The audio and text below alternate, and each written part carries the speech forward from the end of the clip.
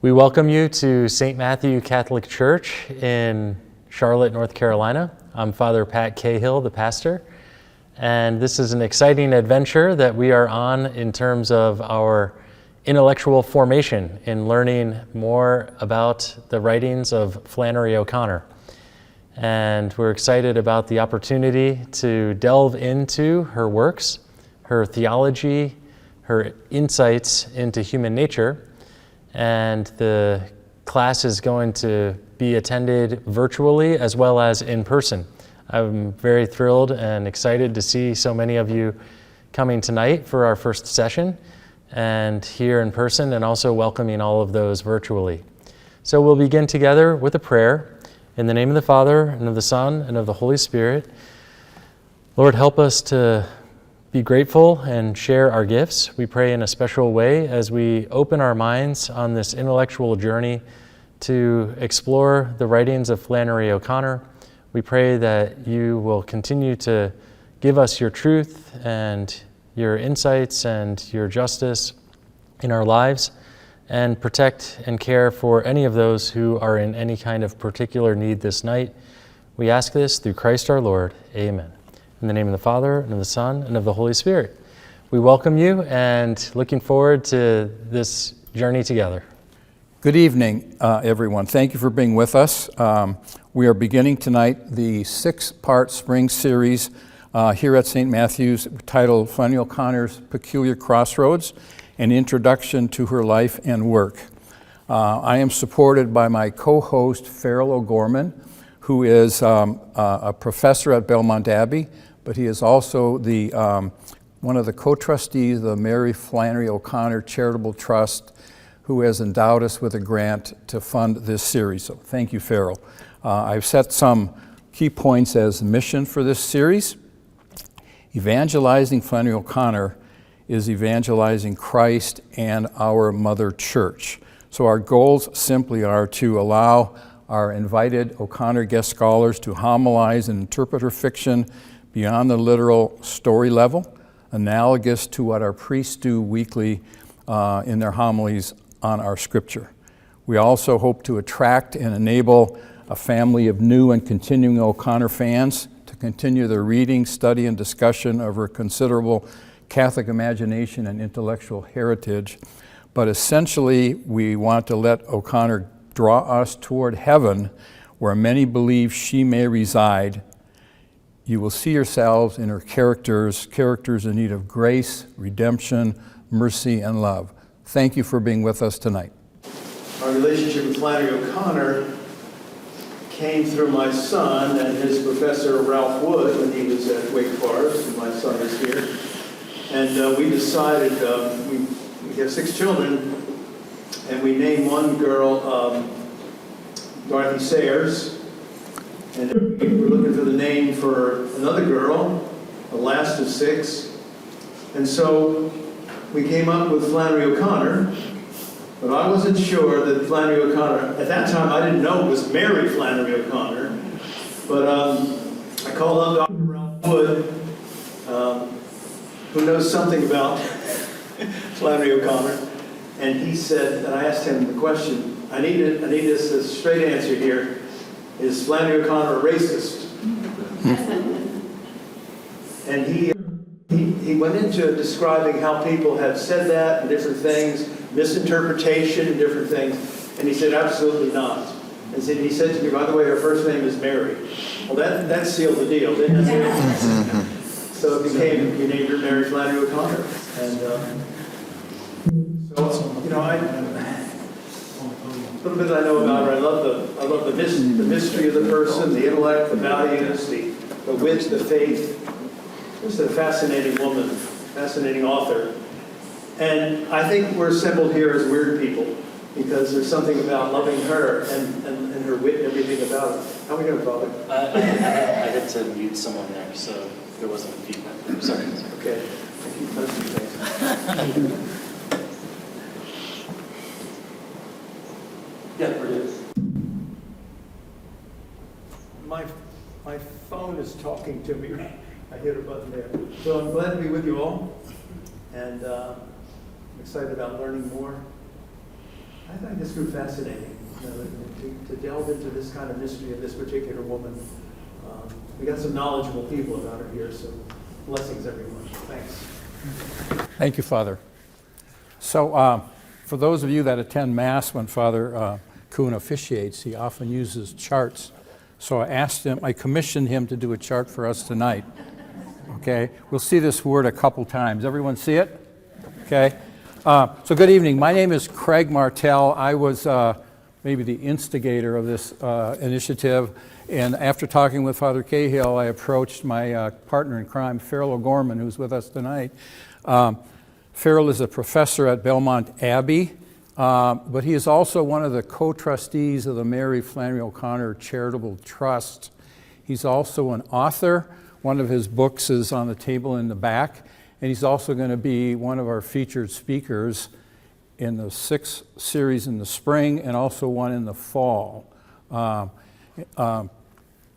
I had a friend call me yesterday. Well, let me do one thing first. I need to start the Zoom recording, so bear with me 1 second here.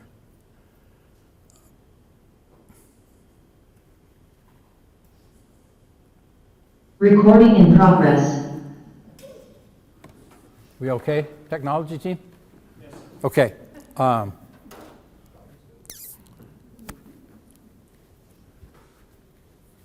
So I lost my train of thoughts here, so let me go forward. So the first thing I want to do here is point out, I asked AI to give me a picture of Peculiar Crossroads, and of course AI did so, okay? But the challenge is, if any of you guys are artists out there or have a friend who's an artist, we would love to commission a sketch of a peculiar crossroad. So we'll come back to that.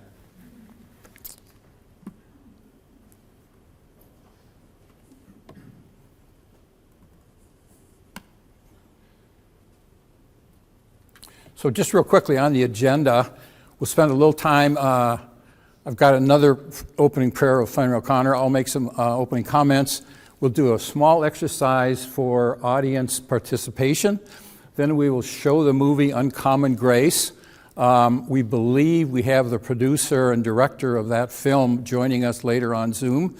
Spend a couple minutes talking about the library here at St. Matthew's and how they've supported us.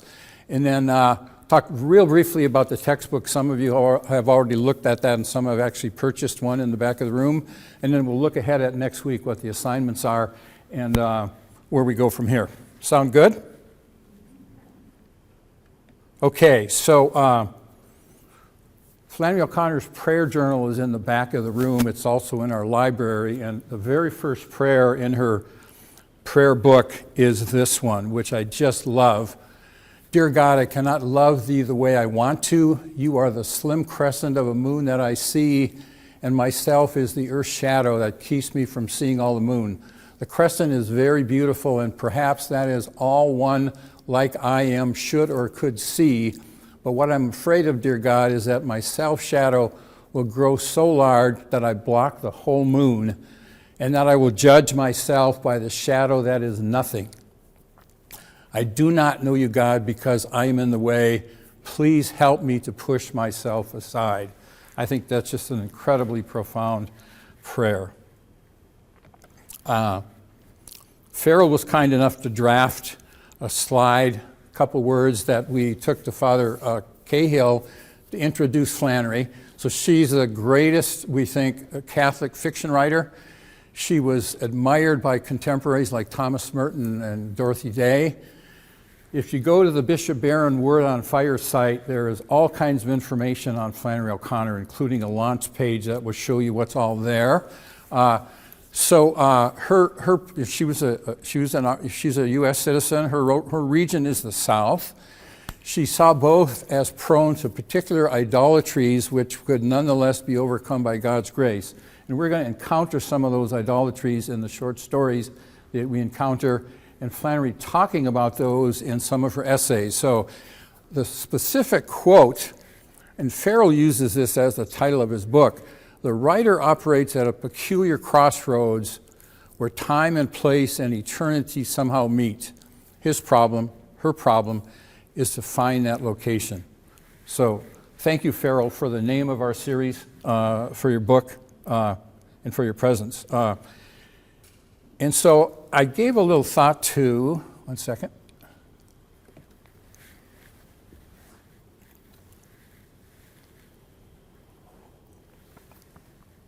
What our mission is here, what we're trying to accomplish.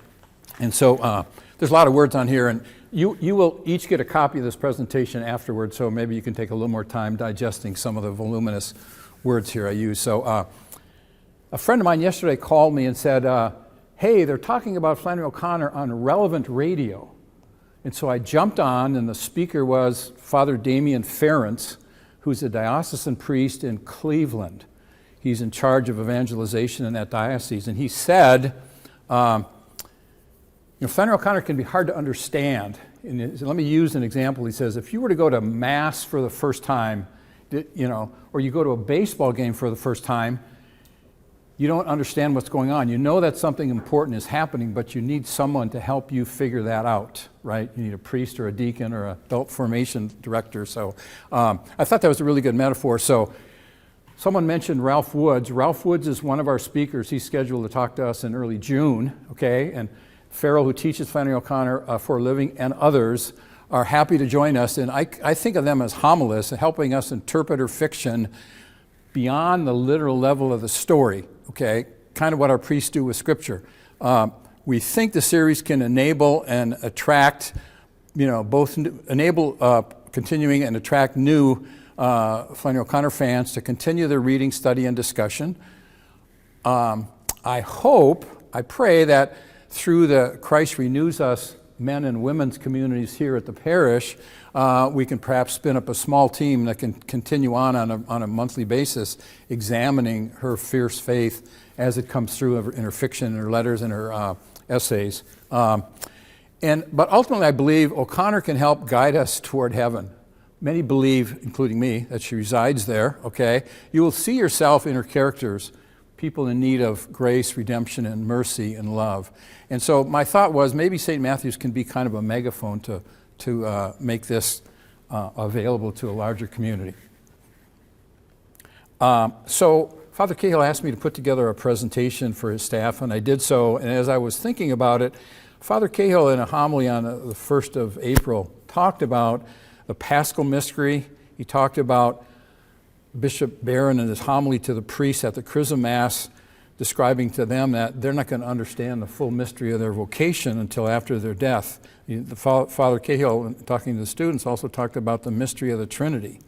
A couple days later, Father Kuhn is giving a homily at one of the daily Masses where he's talking about us being living witnesses, and he talked about the two dimensions of time, chronos, time on earth, and kairos, infinite, eternal time, if you will, and ask parishioners to attune themselves to both of those. And I think of those, the way I internalize those is I think of those as the dimensions of the cross, vertical, divine, and horizontal, human.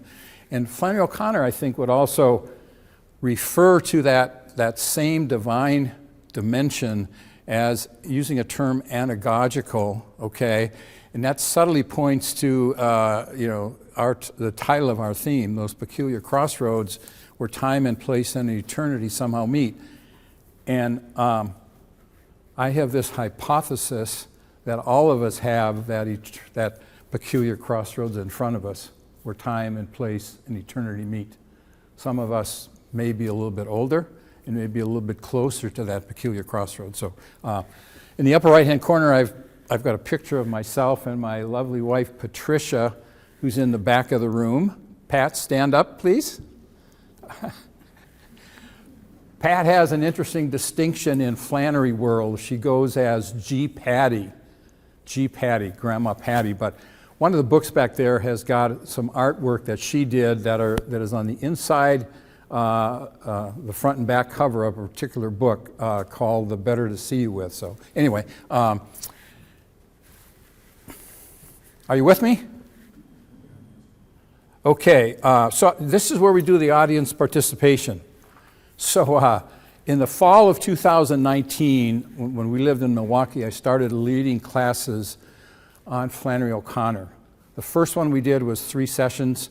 Bishop Barron had just announced Flannery O'Connor as a pivotal player, and we ended up doing 11 series up there.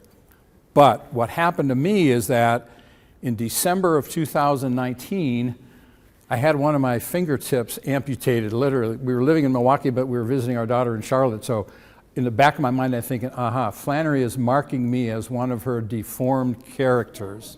Okay. But I'd like to just get a show of hands in the room.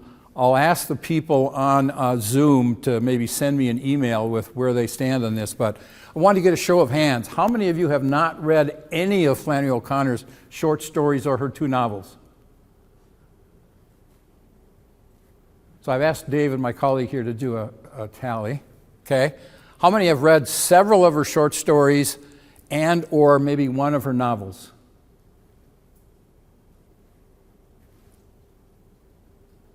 Good.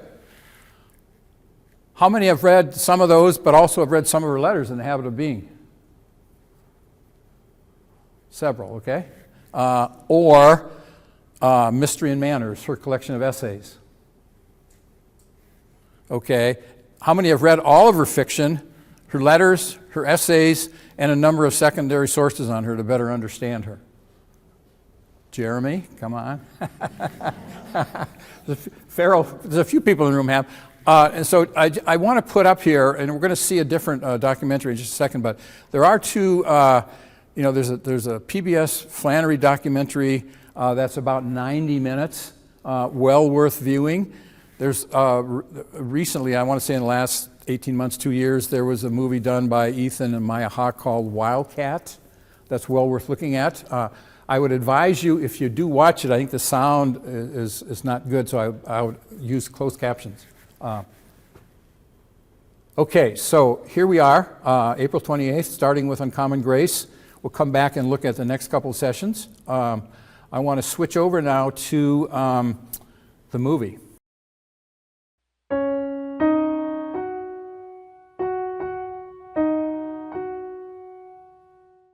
I think if you look at the American short story, which to me is one of the most remarkable contributions from the United States in the 20th century, if you look at the modern short story, I don't think there's anybody who is more of a master of the form than Flannery O'Connor. I think in the 50 years since her death, I think it's become even more apparent what a master of the form she was. And no matter what your background is in religion of any kind, you're thrown up against that moment of who you are, where you are, why you are.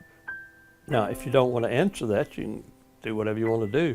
But there is a moment that has to be dealt with. And I think O'Connor's stories come down to that and deal with that.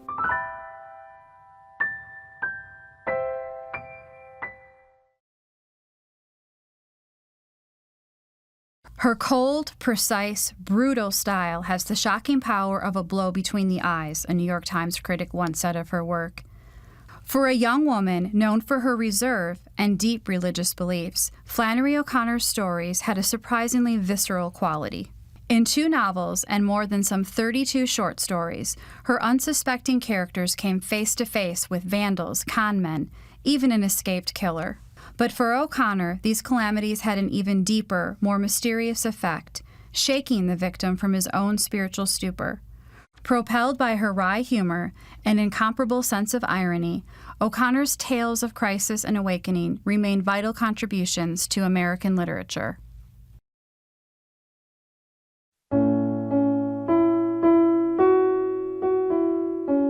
Mary Flannery O'Connor was born March 25, 1925, in Savannah, Georgia, the only child of Regina Klein and Ed O'Connor, a World War I veteran who had taken up a career in real estate. In a number of respects, O'Connor's parents couldn't have been more different. The product of a middle-class family, Edward was easygoing, playful, and quick to praise virtually anything his daughter did.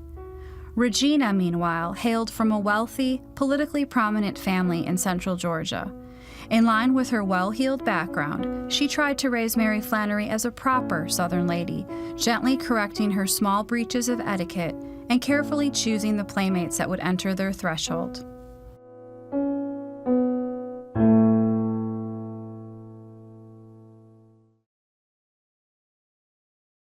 What they had in common was a strong Catholic faith, something that cast them as outsiders in 1920s Georgia. By raising their child in Lafayette Square, an enclave for Irish Catholics in the heart of Savannah, the couple enjoyed something of a buffer from the intolerance that others with their background sometimes endured in the South. In their 3-story row house across from the towering Cathedral of St. John the Baptist, her doting parents tried to create a safe haven where she could feel secure. There was those signs out, help wanted, no Irish, so there were things like that. I think she had very much of an awareness of being a second-class citizen. While her parents did their best to make Mary Flannery fit in, there were early signs that the child was going to do things her own way.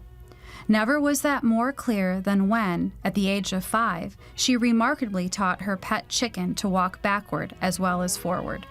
Word of the unusual trick spread in the local press. Eventually, the Pathé newsreel firm sent a cameraman to capture the stunt, bringing O'Connor and her hen to big screens across the country. Here's Mary O'Connor of Savannah, Georgia, holding the only chicken in the world that actually walks backwards. O'Connor seemed to relish her first brush with fame, once calling the episode the high point of her life. But during most of her youth, she spent more time averting attention than seeking it. At the parochial school she attended, O'Connor was painfully shy, once describing herself as, quote, a pigeon-toed child with a receding chin and a you leave me alone or I'll bite you complex. Years later, Mary Flannery, who even as a child called her parents by their first names, admitted feeling older than most kids her age. At her Catholic grade school, she went so far as to skip the Sunday children's Mass in order to attend with adults later in the day. When the decision landed her in hot water with the nuns, O'Connor exhibited an unusual confidence. She had to stand up in class every Monday morning when she was attending St. Vincent's because she had to answer the questions, why weren't you there? And of course she had that great answer. That is just one of my favorite things to share, Catholic Church does not dictate to my family what time I attend Mass. From an early age, the precocious schoolgirl seemed most at ease in her upstairs bedroom, walled off from the outside world. When she wasn't drawing exotic birds or writing fiction of her own, she could be found reading children's literature with an unusually critical eye. Flannery was left alone. She was given the freedom to pursue her own interests and, most importantly, to read. If you go to the childhood home in Savannah, it's fascinating to be able to look at books that she actually read as a child. And even as a child, she's making annotations and marginalia. And in fact, she calls Pinocchio one of the worst books she's ever read.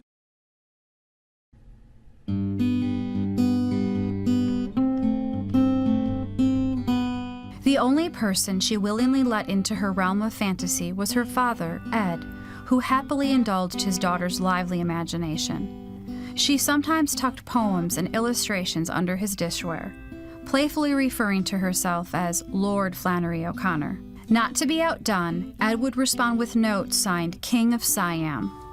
In time, his daughter grew close enough to a few of her classmates to form a club called the Merriweather Girls.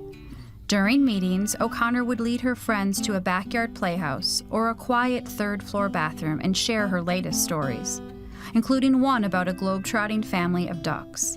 Even then, she demonstrated a rare theatrical sensibility, interrupting a guest reader when a section of the story sounded off.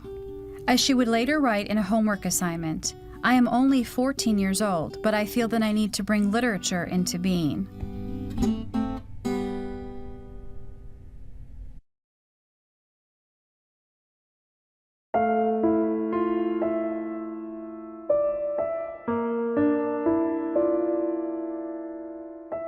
While economic turmoil wreaked havoc on many Savannah households in the 1930s, the O'Connors were fortunate to have a safety net.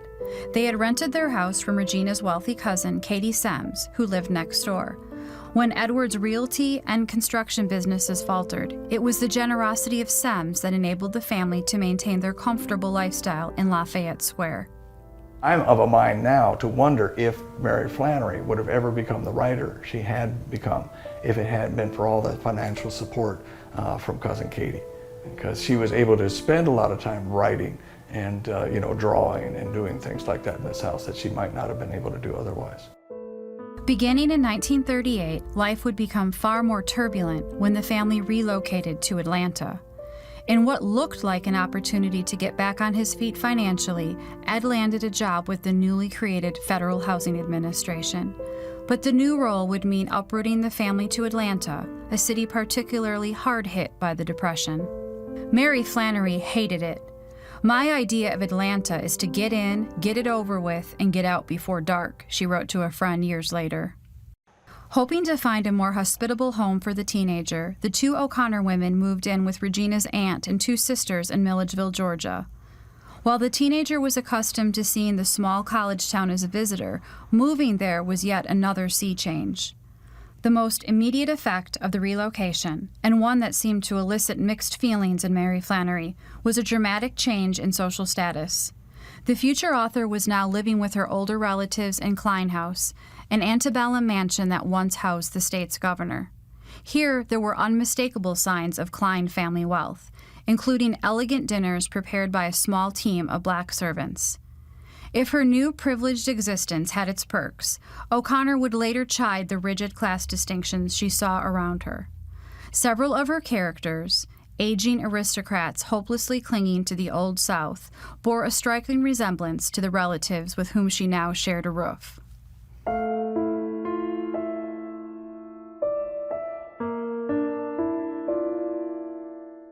The biggest and most shocking change yet had to do with her father, still living in Atlanta during the work week.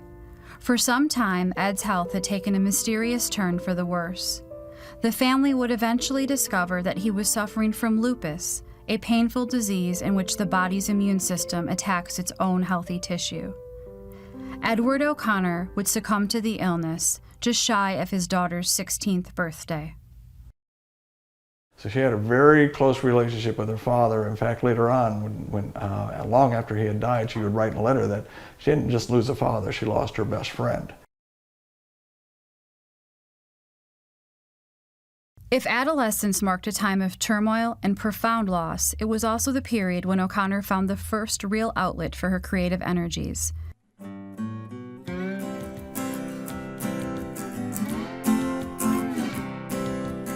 At Peabody High School, she exploited her dual talents, contributing both cartoons and book reviews to the student newspaper. A few years later, she would again immerse herself in extracurricular activities at Georgia State College for Women, just a block away from Klein House. Though she served as editor-in-chief of the school's literary magazine, she made her biggest mark as art editor of the school's yearbook. The considerable attention she received as a cartoonist, including a notable profile in the Macon newspaper, wasn't due to her technical skill. When O'Connor sketched Bob Hope during his visit to the school in 1943, the entertainer joked that the outsized image made him look like the superintendent of a chain gang. Asked by an onlooker what he should give her for the drawing, Hope deadpanned, "Hell." What she did have was the same wry humor that would permeate her later writings. In cartoon after cartoon, the introverted artist, who continued to live at Klein Mansion throughout college, brought a fresh, detached perspective to life at GSCW. A recurring subject was a group of female naval reservists who descended on the campus during the war, much to the dismay of the student body. In one of the black and white comics, an undergrad uses the cadets as an archery target, a reflection of the persistent tension between the two groups. As graduation loomed, O'Connor set her sights beyond Milledgeville. Pondering a career as a political cartoonist, she applied for and won a scholarship to the graduate journalism program at the University of Iowa. The stunned women at the Klein House predicted Mary Flannery, accustomed to a sheltered existence in both Savannah and Milledgeville, wouldn't last more than 3 weeks up north. Their grim prophecies would prove unfounded. Yet O'Connor did experience one important change of heart when arriving at Iowa City, dropping out of the journalism track and applying for the university's prestigious creative writing workshop. The only problem was that when the Georgian went to the office of workshop director Paul Engel, he couldn't understand a word of her southern drawl. Engel pointed to a notepad on which she began to scribble. "I am not a journalist," she wrote. "Can I come to the writer's workshop?" Impressed by her writing samples, he quickly admitted O'Connor to the program. In part, the 20-year-old may have been hedging her bets.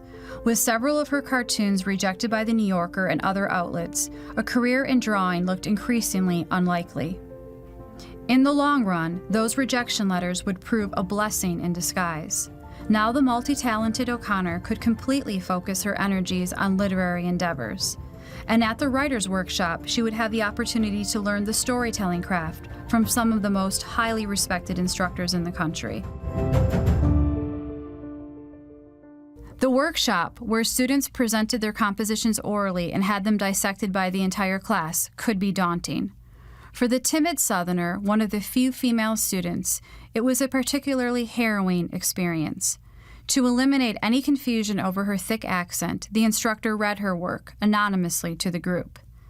It quickly became apparent that O'Connor's writing, though not fully developed, had a sophistication that was unusual for such a young writer. Engel recalled, sitting at the back of the room silent, Flannery was more of a presence than the exuberant talkers who serenade every writing class with their loudness. Her almost daily letters back home to Regina reveal a young writer growing more self-assured on her biggest stage yet. The man who teaches magazine writing gave me a paperback with "clever as hell" on it, so I presume I'm doing all right in his class, she wrote. Despite her raw talent, her instructors recall a student eager to hone her craft in whatever way possible. Part of that process meant diving headlong into the masters: James Joyce, William Faulkner, Joseph Conrad, Francois Mauriac, Dostoevsky, and soaking up whatever she could.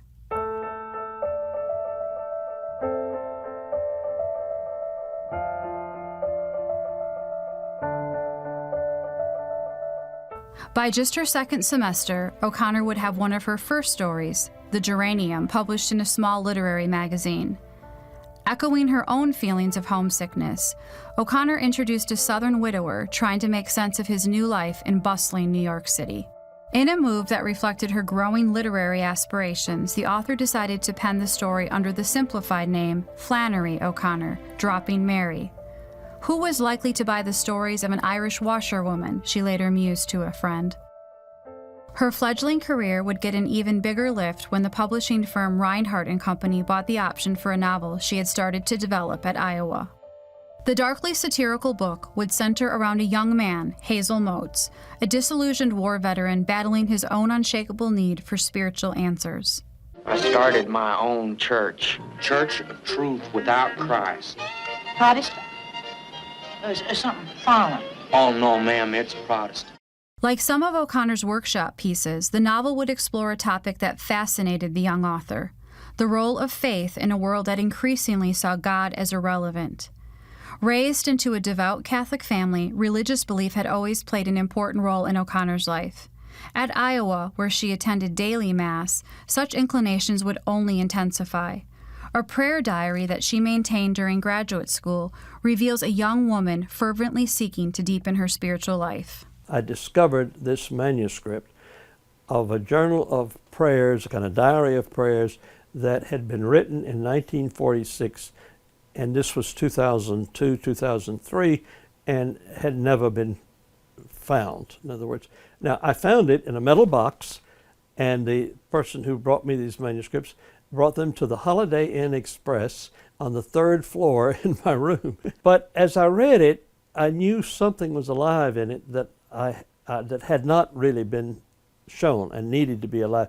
I'd say they're very soul-searching, they're very intimate, they're very kind of, sometimes their prayers a petition: make me a good writer, help me to do the right thing, help me to find an insight into what all this is about. She was also trying to reconcile what it meant to be Catholic and to be a modern writer. I mean, she was ambitious in both ways. And then you see in her prayer journal, she's praying to God to make her a writer, and to, you know, and then at certain times she sounds as if God is writing these stories through her, and through, you know, that she's just the typewriter. After a postgraduate year in Iowa City, she resumed work on her novel on the East Coast, first at the Yaddo Artist Colony in upstate New York and later in Manhattan. While O'Connor shared many of the same reservations about big city life as her character in The Geranium, the move offered her the chance to encounter some of the leading minds in literature, many of whom played a key role in advancing her career. Among them was Robert Lowell, by then a well-established poet with deep connections in the artistic community. Through Lowell, she met the poet and translator of classics, Robert Fitzgerald, and his wife Sally, who invited O'Connor to become a house guest in the fall of 1949. This home away from home in southern Connecticut was in some ways the perfect setting for the aspiring writer. By day, she had the freedom to type away in her small studio above the garage, and after dinner discuss theology and literature with her new friends.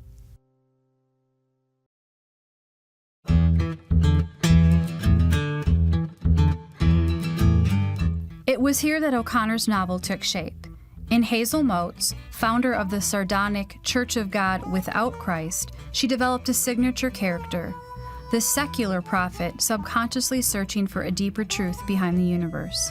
Ironically, Motes ultimately loses faith in his own disbelief, and in a stunning act of spiritual surrender, blinds himself, a plot twist borrowed from Fitzgerald's recent translation work on Oedipus Rex.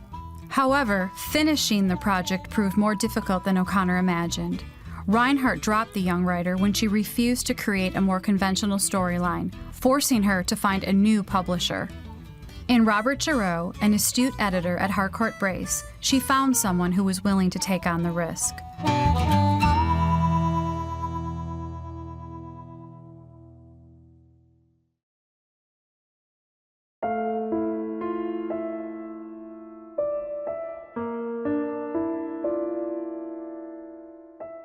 For a while, it seemed that the project was back on track.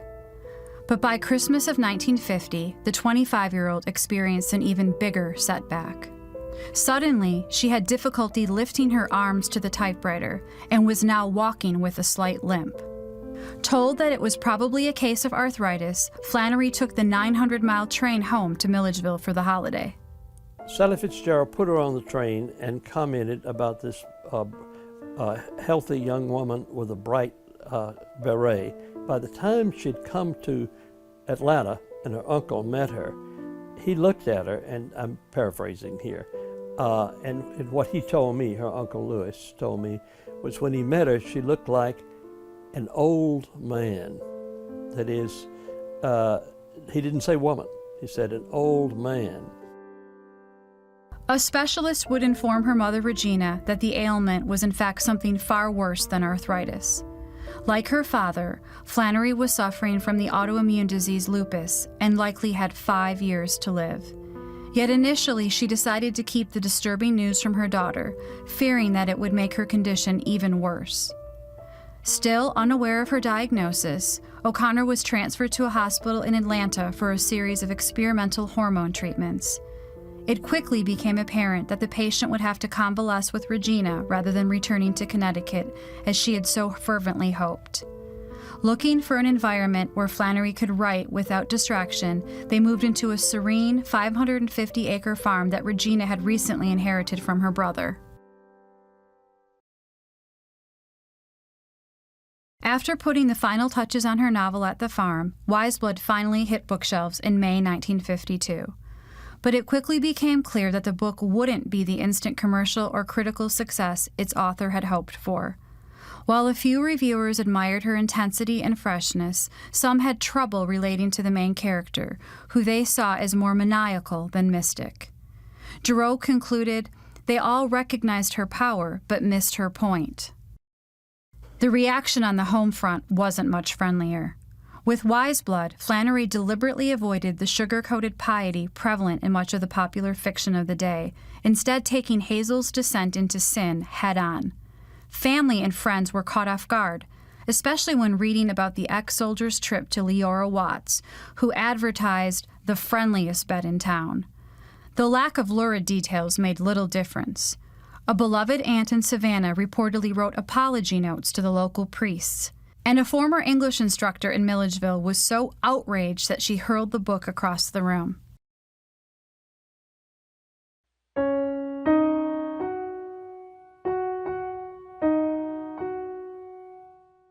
O'Connor was undeterred. When she regained her strength, she headed back to Connecticut, perhaps hoping to escape the provincial attitudes she'd endured in Georgia. But just 5 weeks into her stay, a viral infection would once again trigger the lupus, sending her back home for 2 more blood transfusions and even more intense hormone treatment. Finally apprised of her true diagnosis, O'Connor resigned herself to life on the antebellum estate that she and Regina called Andalusia. I mean, here's a woman who had done everything she could to make herself a New York writer. She had begun to meet influential people in the literary scene in New York. She had an agent. She had an editor. She was really ready to live the life that so many other young writers were able to live in mid-20th century New York City. And then she gets sick with lupus and has to come home. She didn't want to be at home, but she accepted it.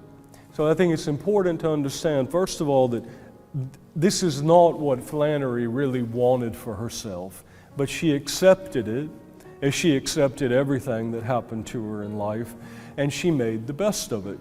Though O'Connor initially saw her confinement to Andalusia as a disappointment, the sprawling farm would become an integral component of her fiction. In her sparse surroundings, she found a perfect backdrop for her subsequent dramas, many of which would rely on a sense of isolation to build suspense. It was as if O'Connor could look out her window and see the action unfold on the expansive landscape in front of her. Even the majestic peacocks and hens that she kept on the property, a flock reaching 40 at one point, sometimes found their way into her stories. Today, if you go to Andalusia and you stand on the front porch and you look out across the horizon, you see exactly what is in all of these stories, especially the tree line. It's there. And the sun, to watch a sunset at Andalusia is to know why that image is so important in so many of her stories. So that was her world, and of course she made it, she made that microcosm into something that became universal.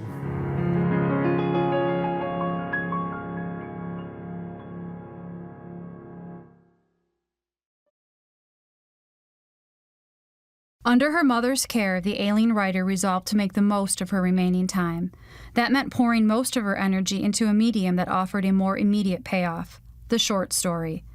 Despite battling joint pain, fevers, and intense itching, O'Connor was now writing a new piece every few months, selling them to literary publications and the fashion magazine Harper's Bazaar. In a number of ways, the transition to short fiction played to her strengths as a writer. With a more condensed format, O'Connor was able to introduce an array of eccentric Southern characters, from the delusional General Sash in A Late Encounter with the Enemy to the cunning handyman Tom T. Shiflett in The Life You Save May Be Your Own. And what became an O'Connor trademark, these grotesque characters, part contemptible, part comic, eventually run into a startling moment of truth.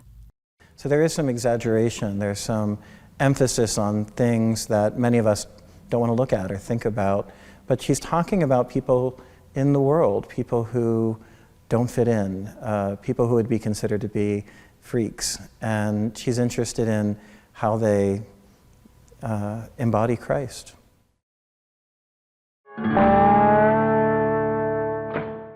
One of those freaks was Joy Hopewell, the young crippled woman at the center of Good Country People. Confined to a life on a farm with her mother because of her ailing heart, the PhD in philosophy was something of an alter ego for her writer. Unlike O'Connor, who saw her physical suffering as part of the redemptive process, Hopewell sees hers as meaningless. Changing her name to Hulga, her only solution is to make herself uglier still. In Manly Pointer, a traveling Bible salesman, she sees the embodiment of the naive spirituality she's been so ardently fighting. As if to assert her intellectual dominance over faith, Hopewell decides to lure the unassuming visitor into a sexual indiscretion. Pointer takes Joy Hulga to a hayloft where he manages to unfasten her wooden leg and then abandon her. As he leaves her, he says, "You ain't so smart. I've been believing in nothing since I was born." And with those words, she's left in that hayloft to ponder the absurdity of the nihilism upon which she has based her whole life. She understands for the first time, really, that she needs someone. How are you going to get down out of that hayloft without your wooden leg? Well, that's a striking image that suggests how Joy Holga is beginning to see the need for a redeemer, the need for an intercessor. All of a sudden, nothing isn't quite as satisfying as it once was. O'Connor saw some real challenges in the world in a lot of ways, including philosophical challenges, people like Nietzsche and ideas such as the death of God. I think O'Connor was afraid for the souls of people in the modern world, and she understood that narrative has a power that no other art form does to help people understand who God is and who we are before God.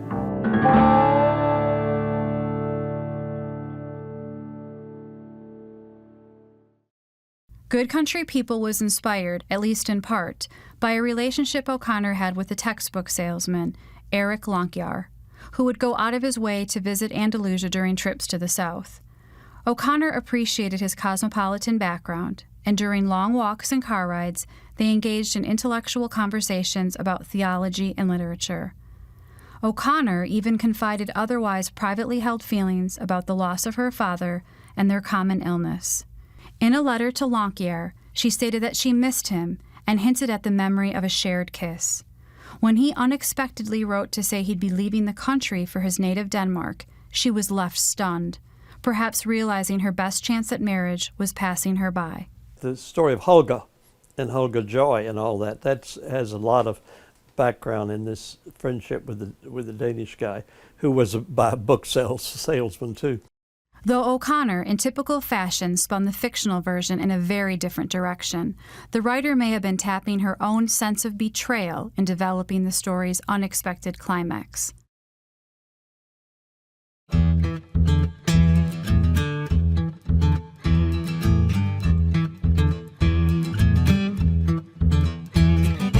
The instant when a character comprehends the narrowness of her worldly vision would become a common theme in O'Connor's canon. Never was that moment more shocking than 1953's A Good Man is Hard to Find. In what would become one of the writer's best-known works, an Atlanta couple with 3 children embarks on a road trip to Florida, only to have their plans derailed by the imperious grandmother in the back seat. Through a series of careless decisions, she unwittingly leads the family to a roadside encounter with a sadistic prison escapee called the Misfit. Only at the barrel of a gun does the matriarch reveal her first moments of humanity and the possibility for redemption.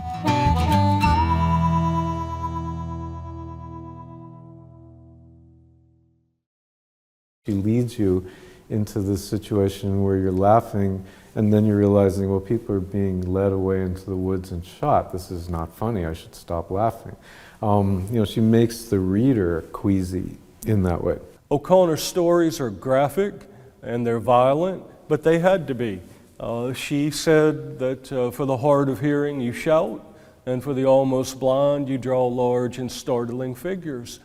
What Flannery O'Connor was trying to do was to reach a jaded, secular, intellectual, postmodern audience with the truth that Christianity is indeed, as she said, a matter of life and death. She knew that to reach those people, she would have to do so in a different way. And for her, that way was violence. You don't forget what happens, for example, at the end of A Good Man is Hard to Find, when a family of 6 is brutally murdered, all of them shot to death. In a ditch bank in the piney woods of middle Georgia. You don't forget that because it's brutal. But as O'Connor herself said, the point is not to count the dead bodies. The point is to see the action of grace in the story. But she definitely followed another favorite Catholic writer of hers, James Joyce. And he in his short stories, had an idea that what he called an epiphany, using a religious term. Also, at the end of the story, a character sees himself, really. Sees himself the way he really is, stripped of illusions.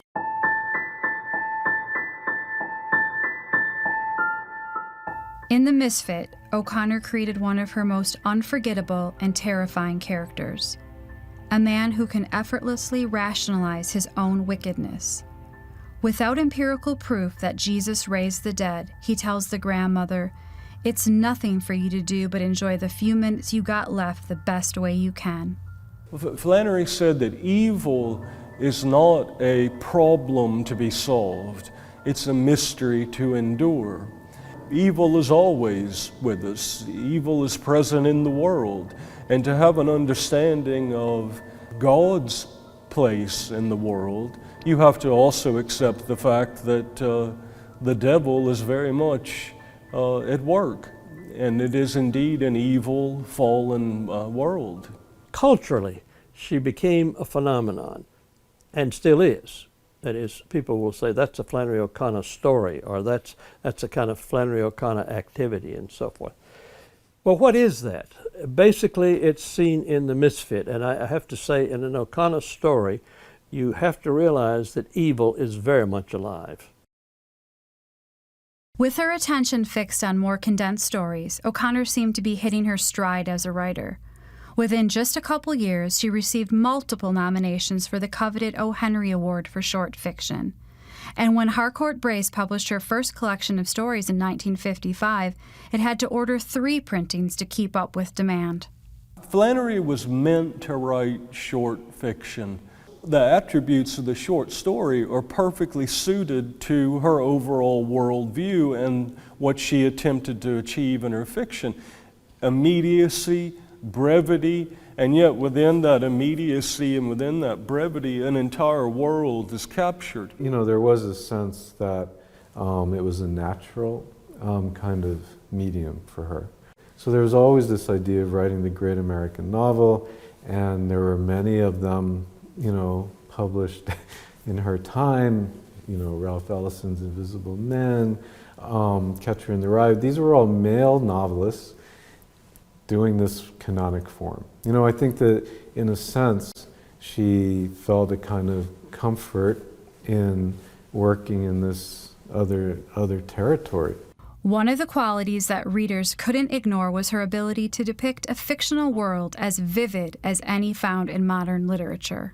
In fact, when people talk about Flannery herself, one of the first things that they describe is her gaze, her penetrating, steely-eyed gaze. And she had a way of capturing the visible that was just fantastic.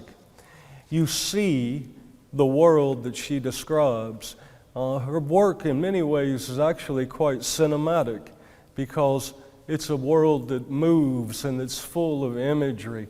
O'Connor has one story that is just so funny. The sun is shining and it's just burning you up. The way things appear physically, the natural landscape that's still alive in a way that it's not in the fiction of people who are in cities. O'Connor, who would often work on portraits in her spare time, recognized a clear link between her hobby and her career.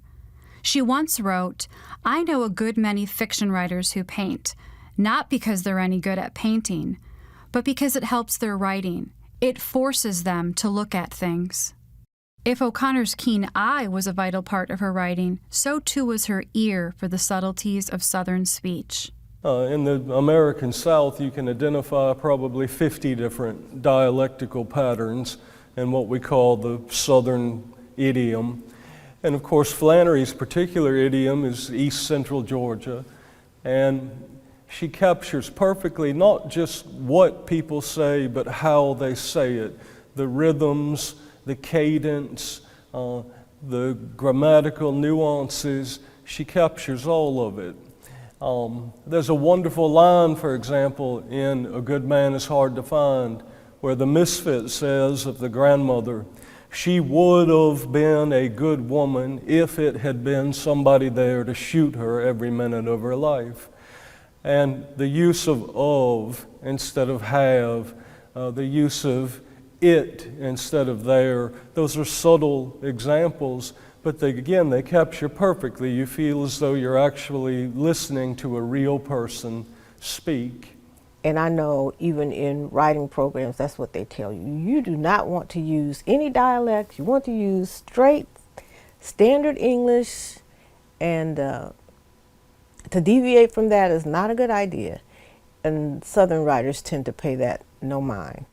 In O'Connor's heavy use of regional speech, along with her flair for the macabre, she inevitably drew comparisons to William Faulkner, one of her literary heroes. She was in his territory and also doing something different. I mean, she was a post-war Southern writer, and the world that she's portraying is different than the South of Faulkner, which is still a kind of antebellum hangover in a way. And with her, it's the world of mobility, of cars, of farmer populations migrating to the cities. But O'Connor insisted that the regional aspect of her work was only there to facilitate a more important goal. Like another of her major influences, the New Englander Nathaniel Hawthorne, she wanted her work to illuminate deeper, spiritual truths about mankind. It was a fiction that explored something she called the limits of mystery. "I'm interested in the old Adam," she told an interviewer. "He just talks Southern because I do." I'm sure she had a number of things in common with Jesus, but one of them was she told strange and surprising and unsettling stories. In a sense, she is continuing Jesus' work of telling parables to the contemporary world.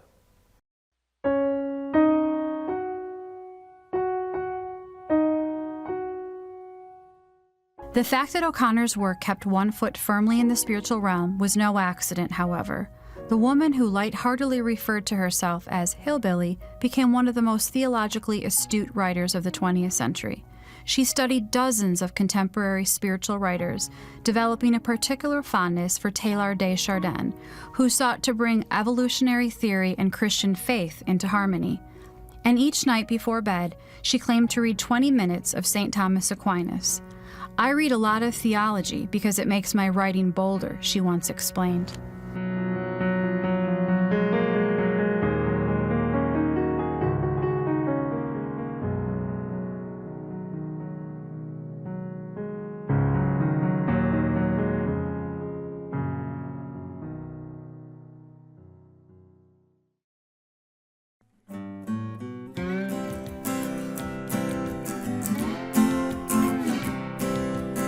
When you go to Andalusia, you see, in a kind of metafiction, the settings of a lot of her stories. I mean, she worked from, as much as she might deny it, she worked from life and this, setting around her. When you look at the barn and the hayloft, you see, oh, that's where the Bible salesman stole Joy Helga's leg. Or the milk shed. Oh, that's where Asbury smoked the cigarettes with the workers. And, so all these, you can't see and you can't walk around the farm.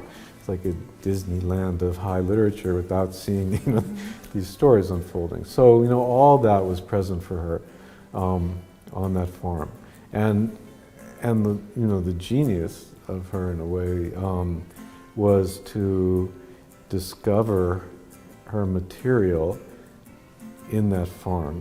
And the rest of us might be forced home with lupus and sulk for the rest of our lives. O'Connor turned it into great literature, and that in itself is admirable and fascinating.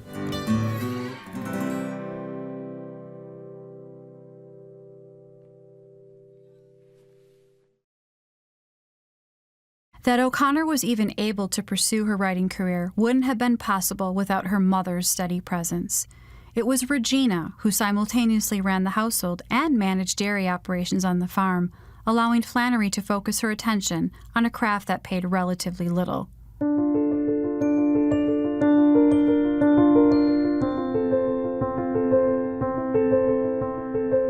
The biggest obstacle to O'Connor's career was her own ailing body. While medical treatment had prevented any major flare-ups from lupus, she continued to suffer discomfort and severe fatigue. And in 1954, a weakening of her hip bone, likely the result of lupus, forced her to rely on crutches. With her energy waning by the afternoon, she kept a rigid schedule that maximized the few productive hours she had each day. She had a very set routine from day to day at Andalusia. The day would begin with Mass in town at Sacred Heart Church. She and her mother, Regina, would then return to Andalusia, have breakfast. Regina would go and work on the farm. Andalusia was a working dairy farm, and Regina oversaw all the operations, and Flannery would write. She sat down every day and worked. She wrote from 9 to 11, and she said, the reason is very simple. I sit down and write for 2 hours. A lot of it is junk and just miserable. But when the day comes that it's not junk, I'm here. In other words, I'm working. O'Connor would soak up inspiration wherever she could, from newspaper articles or local gossip.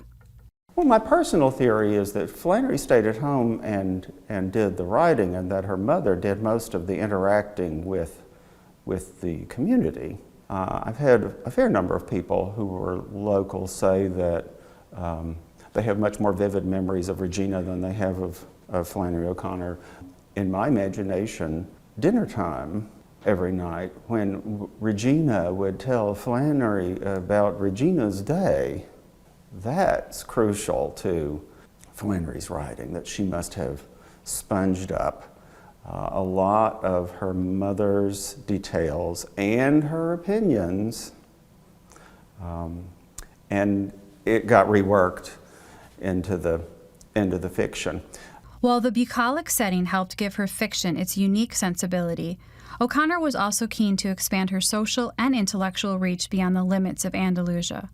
Throughout her career, she maintained an active correspondence with a small circle of literary friends, including the woman who had become her mentor, novelist Carolyn Gordon.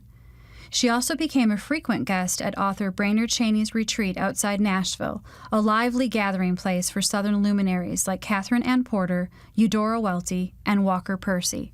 The other mistake that people make is that O'Connor lived a kind of reclusive life of an invalid, and that is not true. She is not the Emily Dickinson of Milledgeville, Georgia. Flannery O'Connor had an active life, but it was a life lived in many ways like a religious vocation, and in fact, I think she saw it that way. By the mid-50s, O'Connor was, by all appearances, on the top of her game. In 1957, CBS aired a dramatization of The Life You Save May Be Your Own, starring Gene Kelly. That same year, she would bring home the O. Henry Prize for Greenleaf, a story about a farm owner torn between her Christian faith and desire for worldly success. The following spring, she would take a temporary break from writing for a trip to Europe, a gift Flannery accepted begrudgingly from her cousin Katie Semmes. A highlight of the voyage was a stop at Lourdes, a French town where the Virgin Mary was believed to have visited a peasant girl a century earlier. Since the initial apparition, pilgrims the world over immersed themselves in water from the Lourdes grotto, believing it possessed healing properties. As devout as she was, O'Connor wasn't quite sure. "I'm one of those people who could die for his religion sooner than take a bath for it," she quipped. She did take the plunge, but admitted praying for her second novel, a piece that she had unsuccessfully worked on for years, more than for her health.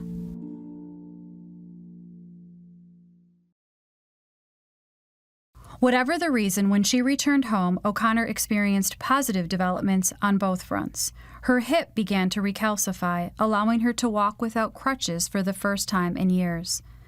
She also overcame the literary roadblocks holding back her book, and within months had a completed draft. The result was The Violent Bear It Away, a story in which O'Connor, as with Wiseblood, presents a Christ-haunted protagonist wrestling with his own doubt. Raised by his great-uncle, a self-styled prophet, 14-year-old Francis Tarwater becomes convinced of his own spiritual calling. But with his uncle's death, the teen encounters forces intent on pulling him in a different direction. While O'Connor would cite Catholicism as the main force behind her fiction, the world she created in the second novel, and in much of her canon, is characterized by the Protestant fundamentalism she saw around her in the Deep South. She had a lot of respect for her Protestant neighbors. She knew this culture just as well as anyone else. I think her being Catholic gave her a little bit of perspective. It pushed her outside of this culture. It put her into a position not in the middle, but just a little aslant to the culture. And I think it helped her to see it more clearly and to help others understand the South better.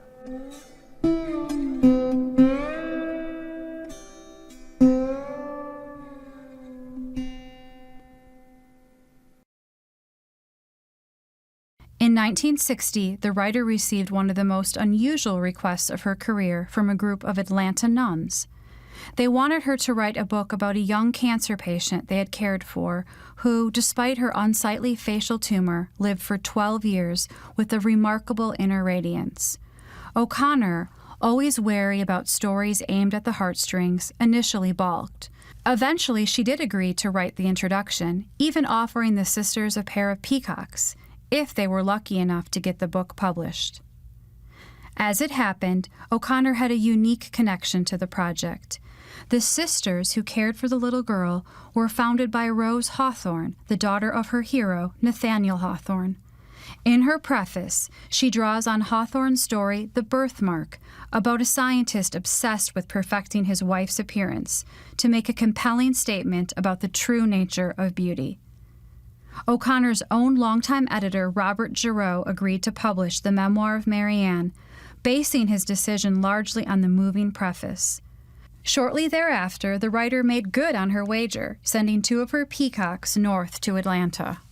Mary Ann was a child that the world would have described as hideous, grotesque, and she was in fact terribly deformed.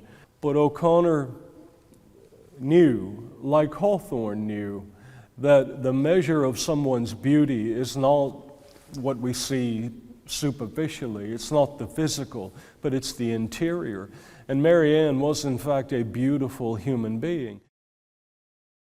Though O'Connor's stature within the literary world seemed more solid than ever, her flourishing career wasn't entirely free of controversy.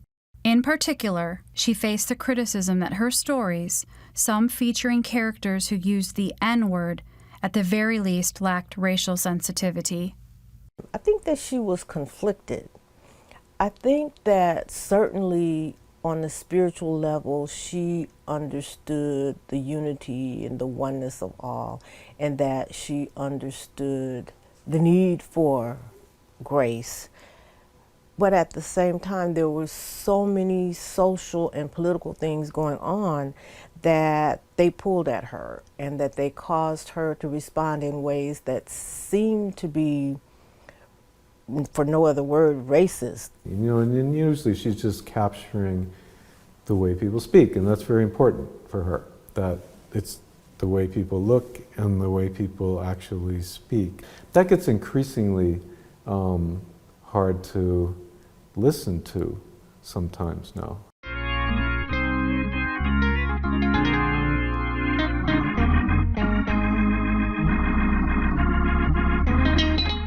As racial tensions exploded throughout the South, the writer would remain an enigmatic figure when it came to civil rights. Her stories often satirized intolerance, and privately she expressed views that were more progressive than most white Georgians of her day. However, she was also reluctant to rock the boat. In 1961, she finally took the issue head-on in Everything That Rises Must Converge, a story that would win her another O. Henry Award. With most of the action taking place on a recently integrated city bus, the narrative evoked the momentous Rosa Parks incident a few years earlier. In a humorous twist, an old-fashioned white woman finds herself wearing the same green and purple hat as a black passenger, instantly undercutting her air of pretension. Despite its clever message about racial harmony, however, the piece wasn't entirely one-sided.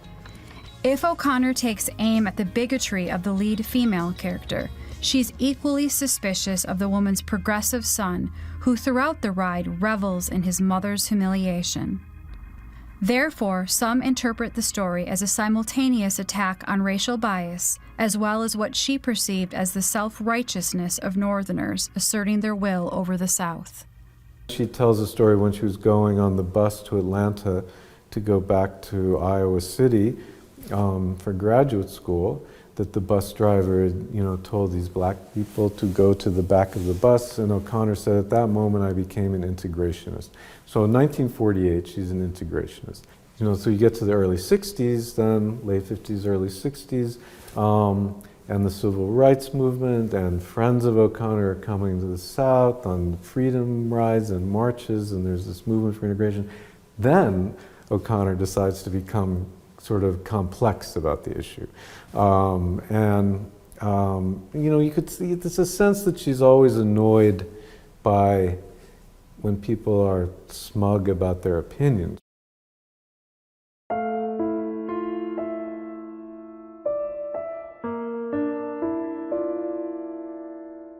The fact that O'Connor was still writing more than a decade after her alarming lupus diagnosis in 1951 defied all the odds. By 1963, that good fortune would start to run out. The writer began suffering from fatigue and dizzy spells, a condition doctors eventually attributed to a fibroid tumor. However, the operation to remove it the following winter resulted in a tragic side effect, her biggest flare-up of lupus in years. With the disease that she called the wolf now roaring back, Flannery O'Connor checked into Piedmont Hospital in Atlanta for a series of blood transfusions and cortisone shots. While taking a devastating toll on her body, the intense treatments also seemed to stir her imagination. Still in the hospital, she set to work on Judgment Day, a reworking of her first published story, The Geranium. She also wrote a draft for the startling Parker's Back, hiding the manuscript under her pillow to elude the medical staff. O'Connor endured what she had to endure, and as a result, I think her writing was better because of it.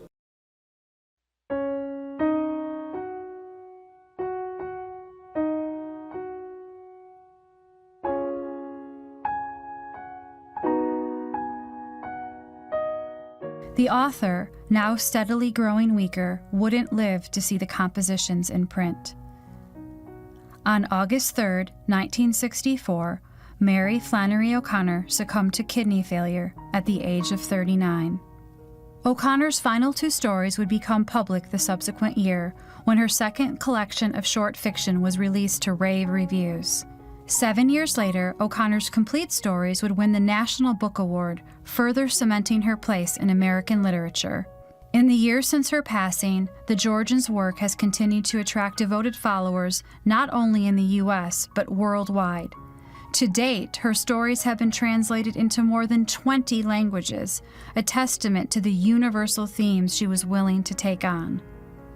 O'Connor would also help lay the groundwork for a new generation of storytellers inspired by her penetrating, darkly comical work.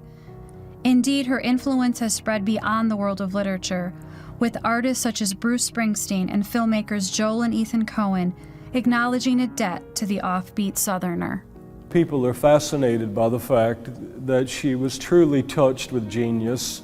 If you think about it, she was only 39 years old when she died, and as a young woman, at her death, she left behind what I would describe as one of the most remarkable collections of short fiction in American literature. But more than anything else, I think people read Flannery O'Connor because of mystery. I think that O'Connor had a gift for explaining or exhibiting to readers the possibility for grace in the world, the persistence of mystery, even in everyday life. And that's a message I think the world continues to need to hear.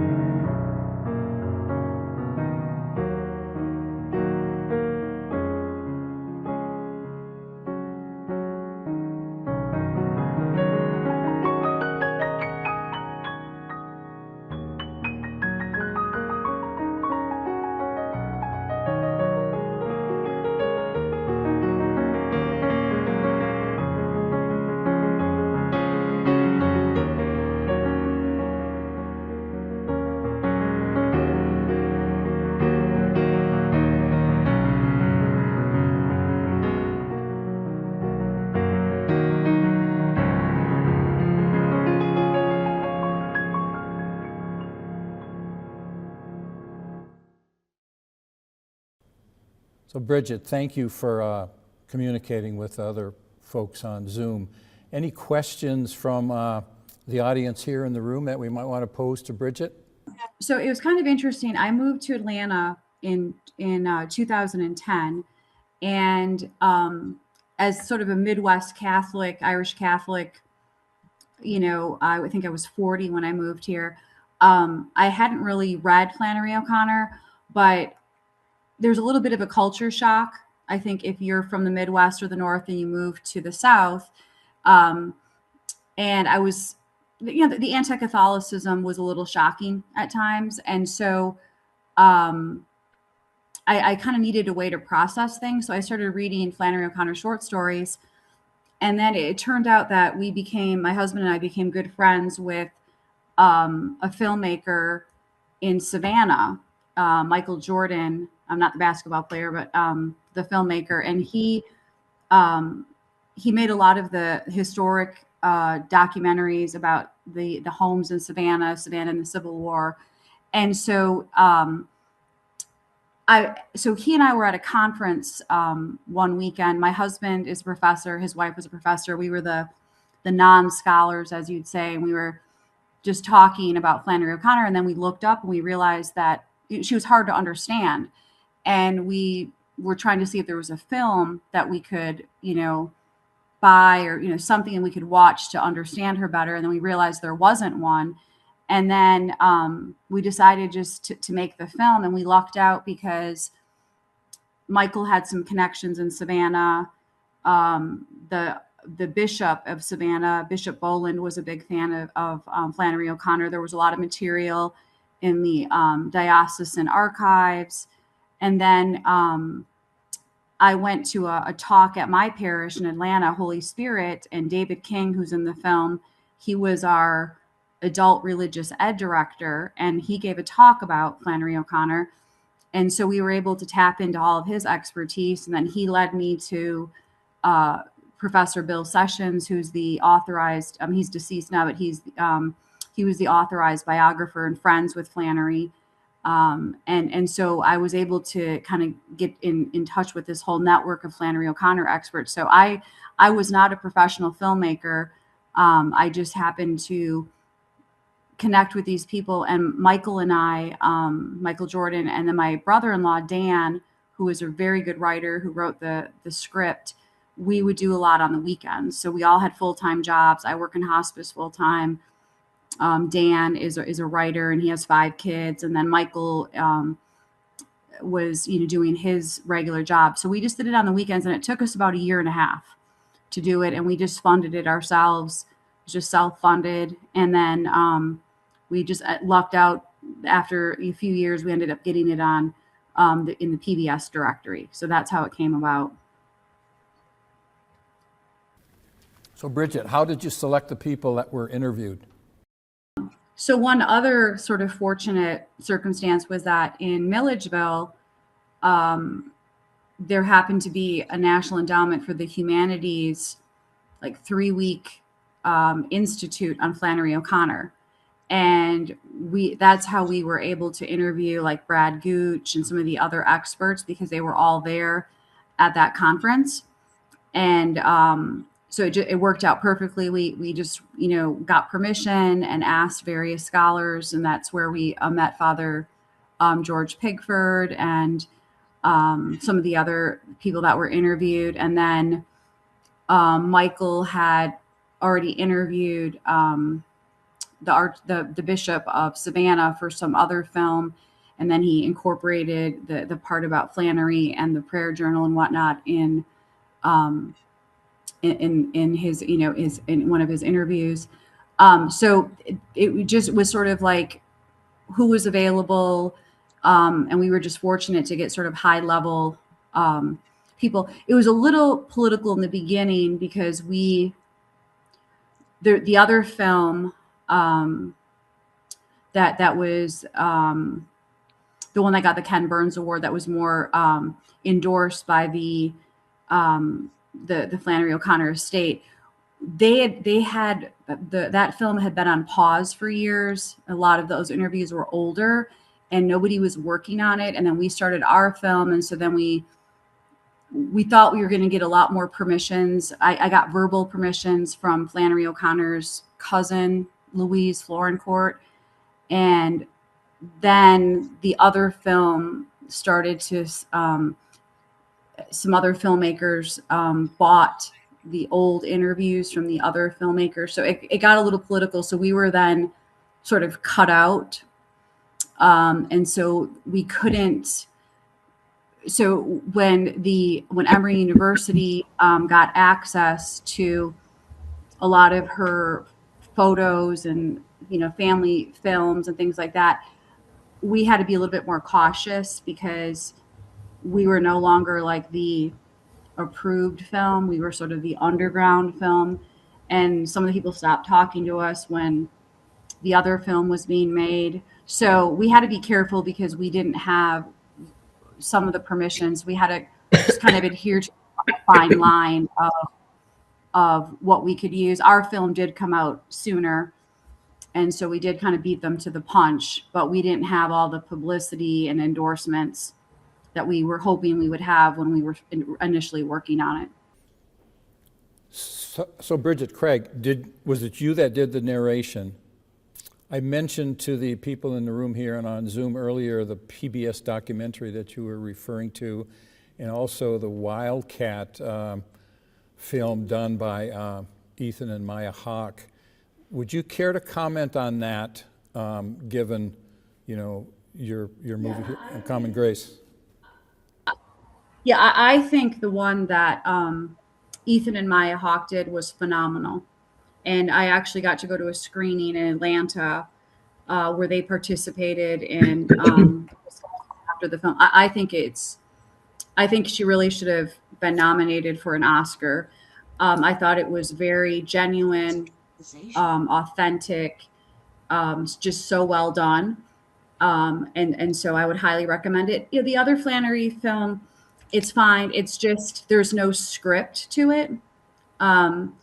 It's basically taking a lot of older interviews and then family videos, and which is great. I definitely think it adds to our knowledge of Flannery.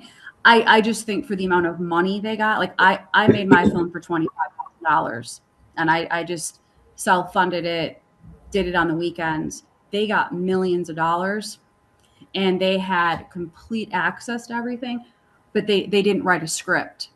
So it's kind of a hodgepodge of things put together, but there's no script, there's no narration. And so some of us who feel like you're making a film about a writer, but you didn't take time to write a script, that's my only criticism, really.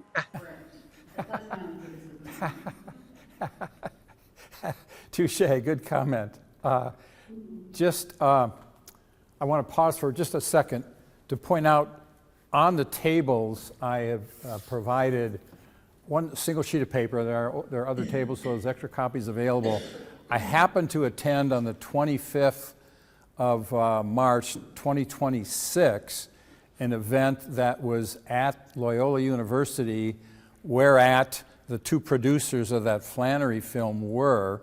But the Hank Intellectual Center had some posters that they strewed around the room. They also had some bookmarks, and I've got some of these coming to us from them, but this is a lead-in, so you're welcome to take these. And I will make sure that it is included in the PDF file from tonight's script.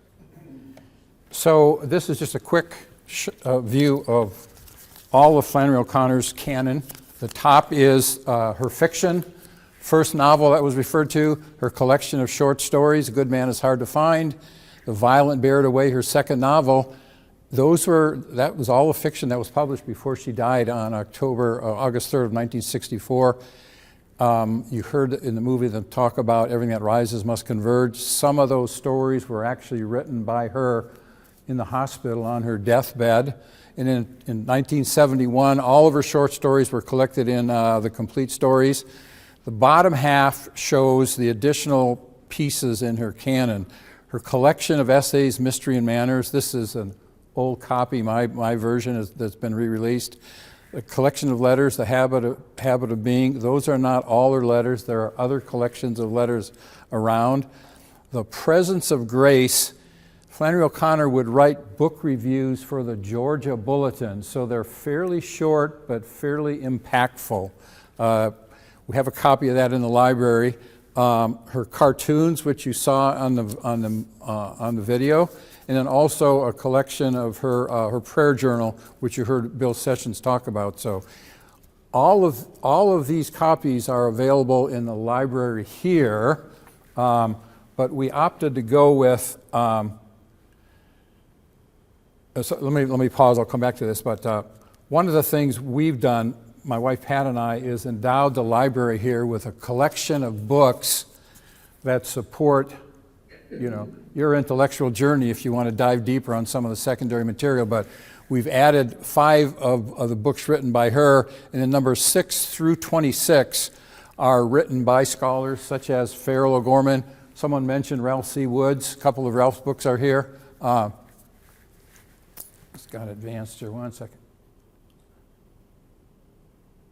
So that collection of books is in the library, and where you have blue arrows, we have the authors of those books scheduled to speak either in this spring series or in the fall.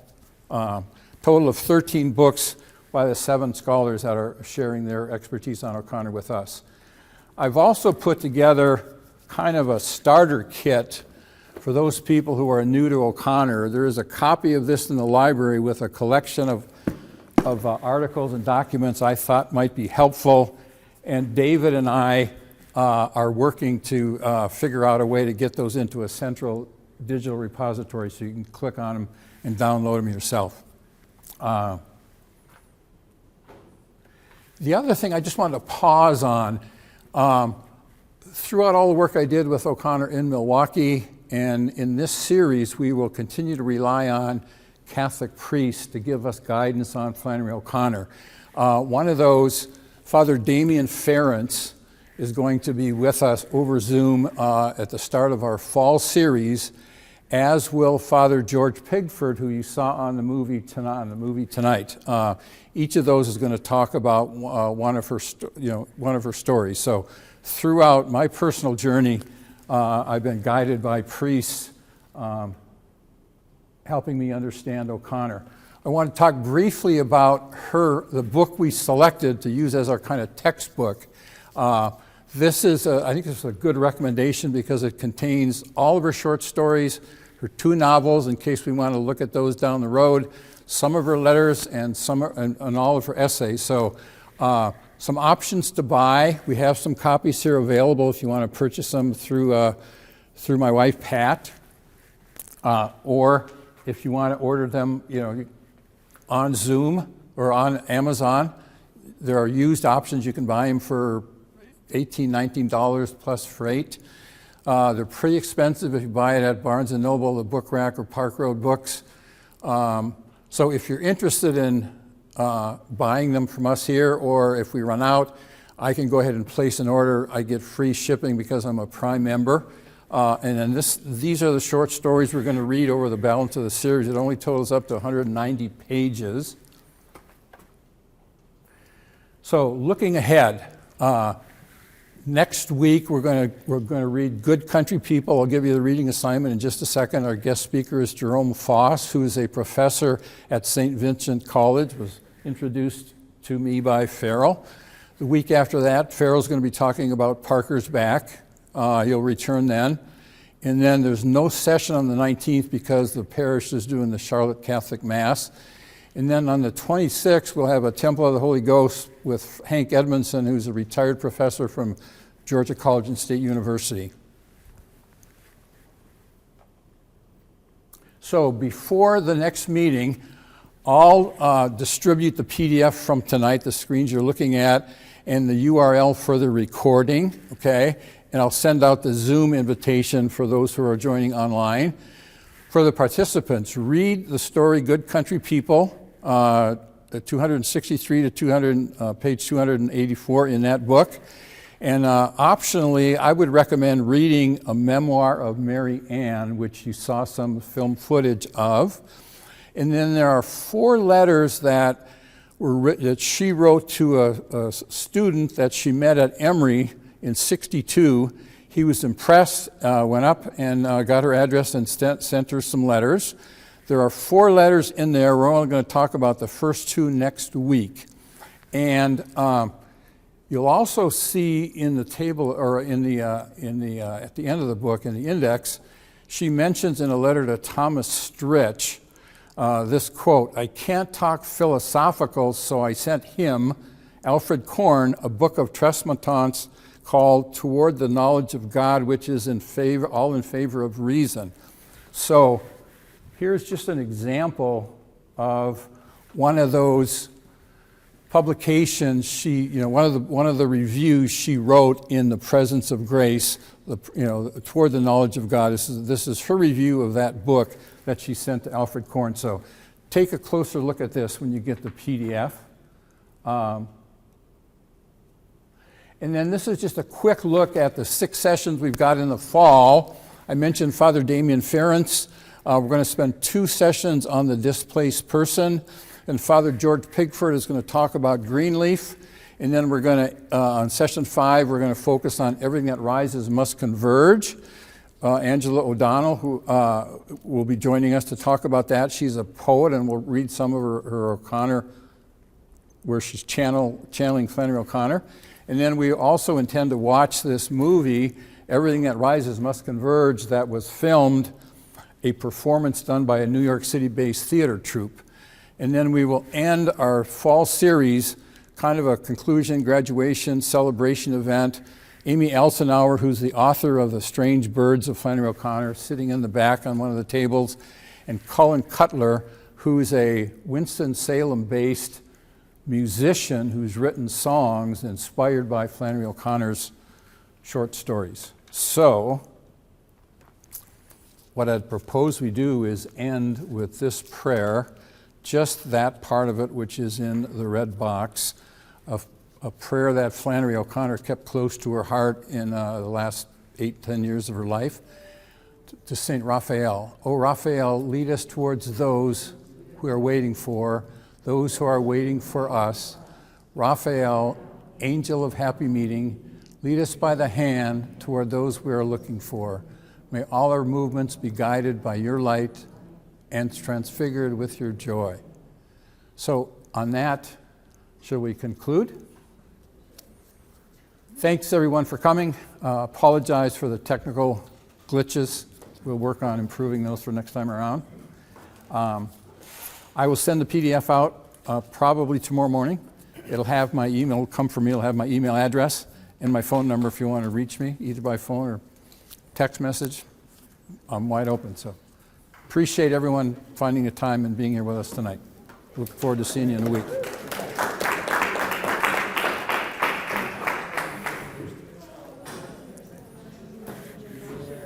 And just a shout out to the technical team. Mark Martindale, his colleague Bruce, Farrell, thank you, and David, and the people who signed us in, Janet and Larry, and my wife Pat.